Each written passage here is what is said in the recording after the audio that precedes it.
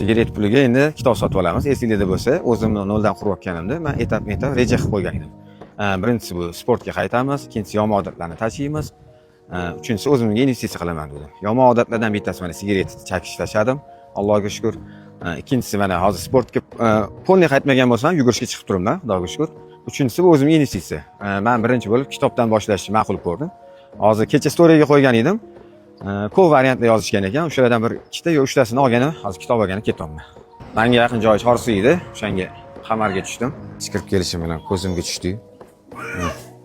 Mashina olmoqchi edim. Ikkinchisini ham topdim.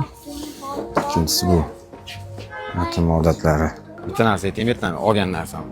Odam qaraydi ko'pligini. Juda ham odam ko'p. Umuman dunyoni boshqacha ko'rib bordim odam ko'pligini. Hozir aytolmasam esimdan chiqib ketadi-da. Hozir kitob do'koniga kiraman. Miya ishlab ketyapti-da. Men faqat o'zimga olishim kerak edi. Onamlarga qolib, onam nima kitob o'qiysiz? Men nima qildim? Uni qarasam yo'q ekan kitob. Boshqa joydan beraman. Ayolimga oldim. Qizimga oldim farzandimga. Chunki faqat o'zimni o'zgartirish nohaqlik bo'lsa kerak deb o'yladim.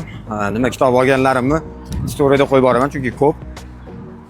Menga endi kitob oldim. O'qishi ham qanaqa tartibi bo'ladi, uni ham shuni o'rgatib ketasizlar kommentariyada yozib. Xudo xolasa rezultatini qo'yib boraman. Nima qanaqa bo'lyapti, kitobdan nimalar olyapman. O'shanga kuzatib turinglar, obuna bo'lib qo'yishni unutmanglar.